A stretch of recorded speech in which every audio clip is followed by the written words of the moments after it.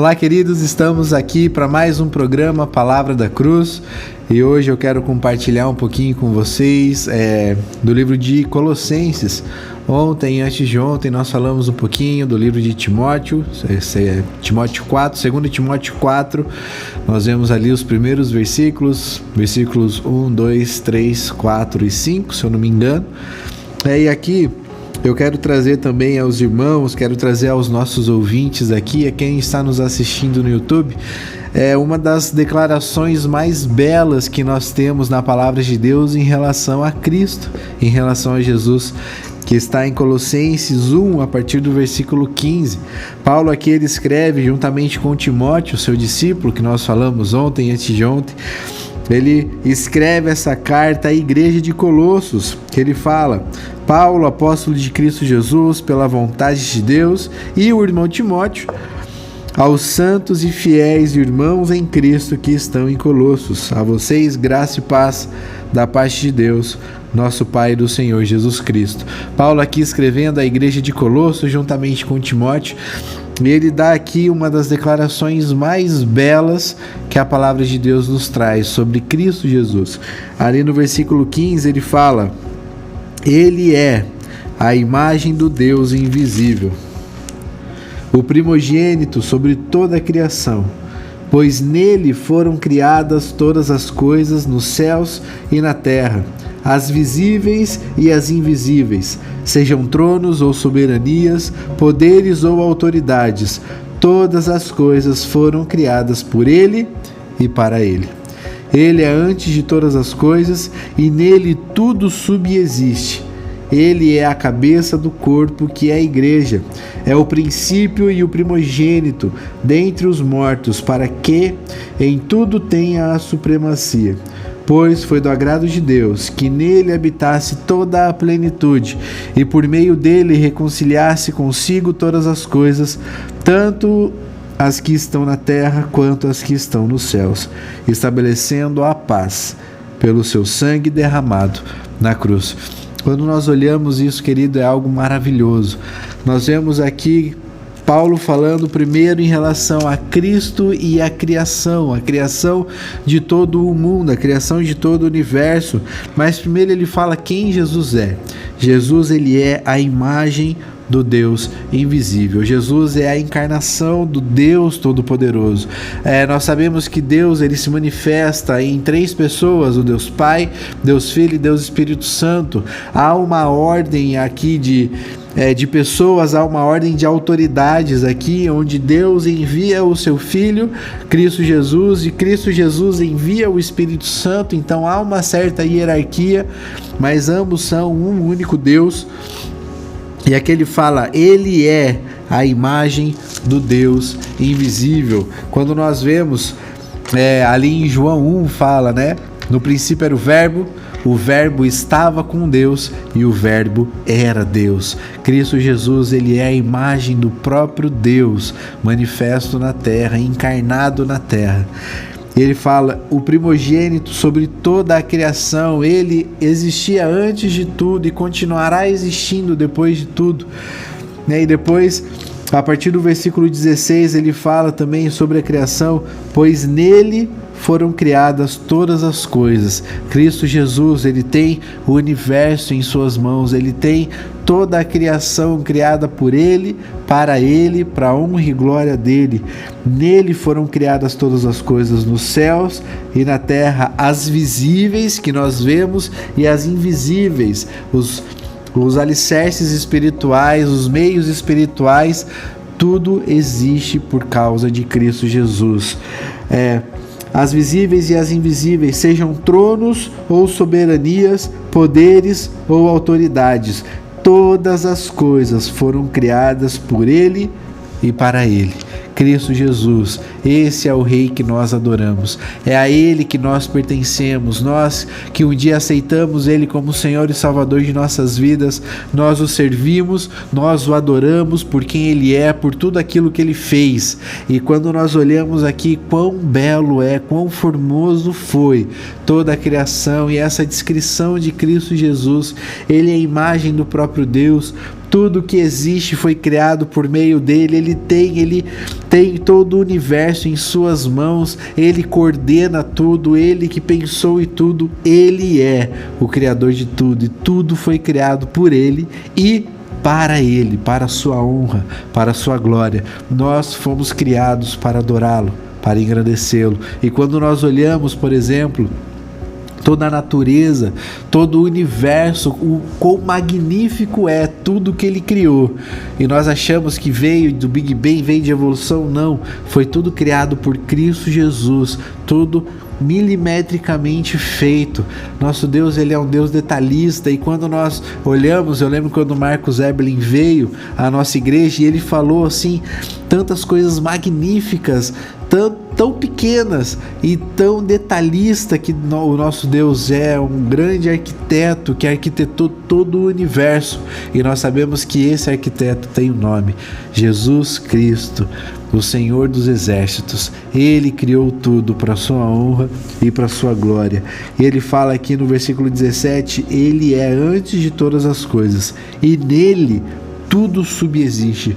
Tudo existe sendo baseado, sendo sustentado por ele. E é por isso que nós estamos aqui. E ele continua: ele é a cabeça do corpo, que é a igreja. Aqui ele já passa da criação, ele tira já Jesus da criação e passa Jesus dentro da igreja. Ele é o cabeça do corpo, que é a igreja. Cristo Jesus é o rei da igreja. Cristo Jesus é a cabeça a qual ele dá a sua ordem, a qual ele controla todo o corpo. É da cabeça que vem tudo que nós precisamos para o nosso corpo funcionar e movimentar. E Deus, ele nos dá essas ordens, Deus, ele nos dá essas orientações. Cristo, como cabeça da igreja, ele nos dá essas orientações por meio da sua palavra. Ele nos sustenta, ele que direciona a igreja, ele que leva a igreja para a sua vontade, para a sua honra e para a sua glória. Ele fala, ele é o cabeça do corpo, que é a igreja, é o princípio e o primogênito dentre os mortos. O que isso significa? Ele foi o primeiro a ser ressuscitado, ele foi o primeiro a vencer a morte, e ele nos promete que lá quando ele voltar, lá quando ele acabar com o pecado, quando tiver novos céus e uma nova terra, todos aqueles que aceitaram a ele como Senhor e Salvador ressuscitarão com ele, ressuscitarão nele, receberão os seus corpos glorificados. Ele foi o primeiro, ele foi o primogênito a ser ressuscitado, a ter o seu corpo glorificado, e a igreja, ou seus servos, aqueles que o adoram, aqueles que o aceitaram, que o aceitou como Senhor e Salvador, esses também ressuscitarão e receberão o seu corpo glorificado. Ele é o princípio e o primogênito dentre os mortos, para que em tudo tenha a supremacia. Ele será coroado Rei dos Reis e Senhor dos Senhores. Todo joelho se dobrará, toda língua confessará que Cristo Jesus, ele é o Rei dos Reis e Senhor dos Senhores.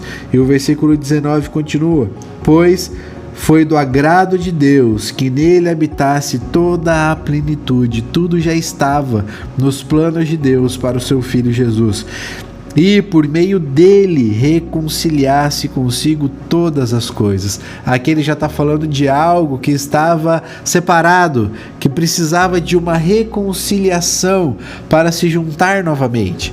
Então, o que estava separado de Deus, que lá no começo do mundo separou-se de Deus, o pecado, quando entrou na terra, separou o homem de Deus. Então já estava nos planos de Deus, era do agrado de Deus todo esse planejamento que ele tinha feito para o homem ser reconciliado com ele. E nós só conseguimos ter essa paz com ele, que ele fala um pouco mais para frente.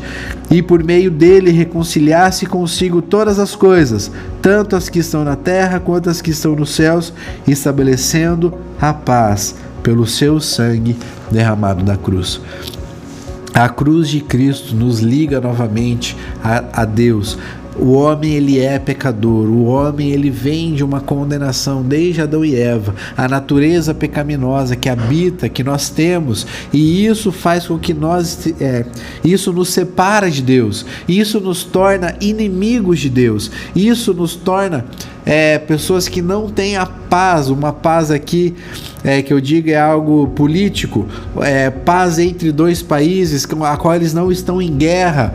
Antes estavam em guerra, mas foi declarada a paz e agora eles vivem juntos, eles não estão mais em conflito. E é esse o sentido que Paulo traz aqui.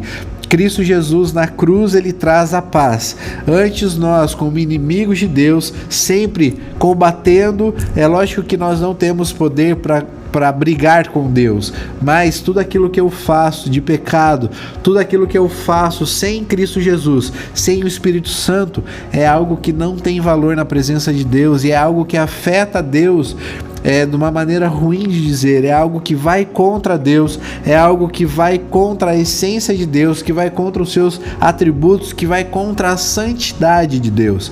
Tudo aquilo que eu faço em pecado vai contra a santidade de Deus e por isso tudo aquilo que eu faço é algo que vai contra Deus, mas por meio de Jesus nós temos paz com Deus. Então, quando eu aceito a Cristo Jesus como único e suficiente Salvador, quando eu me entrego a Ele, negando a mim mesmo, quando o Espírito Santo vem e habita o meu coração, a partir daí a minha vida passa a ter um sentido e aquilo que eu faço com a motivação certa, sendo movido pelo Espírito Santo, eu faço para honrar e glorificar a Deus. A salvação não vem por aquilo que eu faço. A salvação é algo dado gratuitamente por Deus. Pela graça vocês são salvos por meio da fé, e isso não vem de vós, é dom dado gratuitamente por Deus, não por obras, para que ninguém se glorie, porque toda honra e toda glória é dada a Cristo.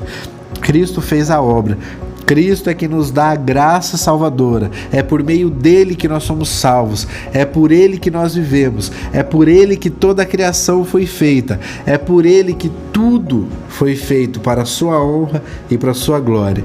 E na cruz do Calvário, Cristo Jesus nos liga novamente a Deus, a qual antes as pessoas ali, o povo de Deus, tinha que sacrificar animais inocentes para pagar o preço da morte que o pecado traz ao homem. Para receber o perdão de Deus, o próprio Deus levanta Cristo Jesus para proclamar a paz entre o homem e Deus, para trazer definitivamente o Cordeiro Santo prometido, único e verdadeiro, Cristo Jesus, para morrer numa cruz por nós e assim nos dar um novo corpo, para nos dar uma nova vida nele. Então, Cristo Jesus, ele é o centro de tudo. E quando nós olhamos essa declaração, essa oração que Paulo fala, a única coisa que nós temos que fazer é de fato entrar na presença de Deus de joelhos, entrar na presença de Deus agradecidos e tendo uma vida negando o pecado, negando a carne, negando aquilo que vai me afastar de Deus, e honrar esse Cristo Jesus que nos deu a vida, a qual tudo foi criado, tudo foi feito por Ele, tudo foi feito para Ele, e é por isso que nós vivemos, para honrar, glorificar e exaltar o nome de Deus. Então, que possamos de fato viver uma vida de honra e glória a Ele. E amanhã nós vamos continuar um pouquinho a falar sobre, a partir do versículo 21 até o versículo 23. Tá bom? Então, que Deus te abençoe grandemente em nome de Jesus.